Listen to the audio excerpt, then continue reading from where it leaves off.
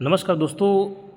ये वीडियो वैसे तो पर्सनल इंटरेस्ट के लिए भी आप बोल सकते हैं कि मैं बना रहा हूँ, लेकिन सुनिएगा बात को ध्यान से, बस मैं अपनी जानकारी के लिए, क्योंकि मेरे पास और कोई दूसरा माध्यम नहीं है आप लोगों तक बात पहुँचाने के लिए।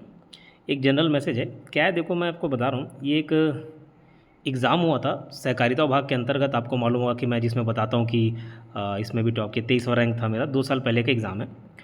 तो वही विभाग है, सेम विभाग है, छत्तीसगढ़ सहकारिता विभाग है। और इस विभाग में 9 पदों के लिए अलग से एक और वैकेंसी, मतलब अलग अलग टाइप की वैकेंसीज निकली थी। जो एग्ज़ाम दिलाया होगा 2 साल पहले उनको आइडिया होगा। ठीक है।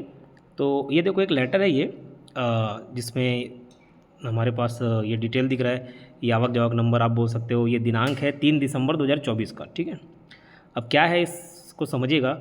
छत्तीसगढ़ राज्य सहकारी बैंक अपेक्स बैंक में सीधी भर्ती के 9 रिक्त पदों पर भर्ती हेतु लिखित परीक्षा में पात्र अभ्यर्थियों के दस्तावेजों के सत्यापन उपरांत अंतिम रूप से पात्र एवं अपात्र पाए गए अभ्यर्थियों की सूची का प्रकाशन। अब ये है क्या चीज़, दस्तावेज सत्यापन मतलब डॉक्यूमेंट वेरिफिकेशन। तो डॉक्यूमेंट वेरिफिकेशन के बाद कौन पात्र है कौन अपात्र है, ऐसा नहीं होता कि आपका रैंक आ जाएगा, फर्स्ट रैंक आ गया, सेकंड रैंक आ गया तो आपका सिलेक्शन हो जाएगा, ऐसा नहीं। आपको डीवी में भी प्रेजेंट होना पड़ता है। ठीक है। अब आपको लग रहा होगा कि मैं वीडियो क्यों बना रहा हूँ।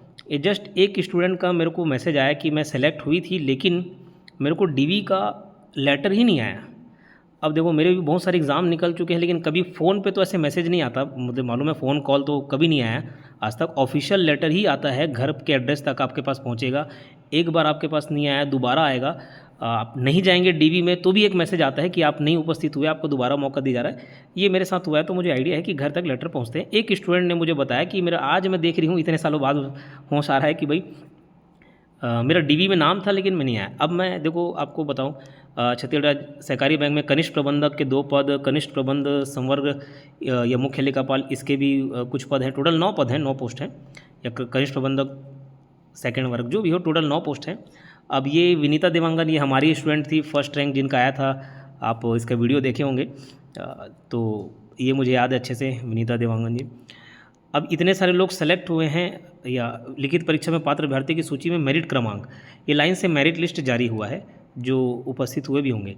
लेकिन मैं ये देख रहा हूँ यहाँ पर जो अपात्र हुए हैं उनकी स्टूडेंट्स की संख्या ये नीचे दी गई है। मतलब इनको डीवी के लिए लेटर आया है, जैसे पहले प्रज्ञा साहू, लेकिन प्रज्ञा साहू को अपात्र किस लिए घोषित किया गया। अपात्रता का कारण क्या बता रहा है, ये एनओसी नहीं ली है। नियोक्ता से अनापत्ति प्रमाण पत्र प्रस्तुत नहीं किए जाने के कारण क्या होता है। आपको मैं एक जानकारी देता हूँ। अगर आप किसी ऑलरेडी किसी गवर्नमेंट जॉब में हो तो आपको एक एनओसी लेना होता है।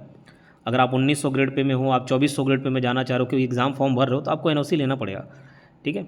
और अगर नहीं लेते तो उसका खैर दूसरा कारण रहता है। अगर इनको ज्वाइन करना होता तो और भी तरीके रहते थे, अगर एनओसी नहीं मिल पाया तो। लेकिन कोई बात नहीं, उस पर और कभी जिक्र कर लेंगे। फिर मैं ये देख रहा हूँ अनिल कुमार, ये इनका रैंक है कौन सा, 4th रैंक। और इनको दस्तावेज सत्यापन दिनांक 30 सितंबर में अनुपस्थित रहने एवं दिनांक 25/10 को दस्तावेज सत्यापन हेतु अंतिम अवसर में अनुपस्थित रहने के कारण, देखो 2 बार इनको लेटर गया होगा।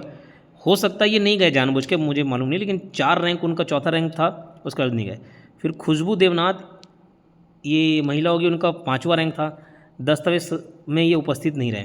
पुष्पेंद्र प्रताप उपस्थित नहीं रहे। ठीक है। फिर विजय कुमार साहू के पास तो डिग्री ही नहीं था, एमबीए की डिग्री बैंकिंग फाइनेंस में नहीं होने के कारण। तो मैं नहीं बोल रहा हूँ कि कोई धांधली है, सब कुछ भी उद्देश्य नहीं है बताने बोलने का। मैं बस ये जानकारी चाह रहा हूँ कि ये जो स्टूडेंट डॉक्यूमेंट वेरिफिकेशन में नहीं गए, ये सभी बच्चों के मेरे पास हो सकते हैं नंबर हों, ऐप डाउनलोड्स हों, लेकिन डायरेक्टली सौरभ नाम से अगर मैं ऐप डाउनलोड चेक करूँ तो ऐसा है, क्योंकि सौरभ के हो सकते 300-400 स्टूडेंट सौरभ नाम से मिल जाए, उतना बड़ा डेटाबेस है। तो जो भी ये वीडियो देख रहा होगा, जो ये एग्ज़ाम दिलाया होगा और ये अनुपस्थिति के कारण सब बता रहे हैं, ज़्यादा से ज़्यादा लोग डॉक्यूमेंट वेरिफिकेशन में उपस्थित नहीं हुए, तो मुझे बस आप ये जानकारी दीजिएगा कि आपको क्या वाकई में डीवी का लेटर आया था घर में कि आपको ये उपस्थित रहना है। क्योंकि जिस स्टूडेंट ने मुझे ये भेजा वो बता रही कि उनको नहीं आया। तो आप जितने लोग देख रहे होंगे, कोशिश कीजिएगा यूट्यूब पे आप कमेंट करके बताएं मुझे। और ये देख लो, अगर किसी को हो सकता है ये लेटर भी नहीं मिला होगा, पात्र, क्योंकि किसी को लगता है कि अरे मेरा 32वां रैंक है, मान चलिए दीप्ति साहू, इनको लगेगा 32वां रैंक है, पोस्ट कम था, कहाँ ही मेरा सिलेक्शन होगा। लेकिन कई सारे लोग जॉब ज्वाइन नहीं करते हैं, नहीं उपस्थित होते, तो नीचे वाले लोगों का नंबर आता है।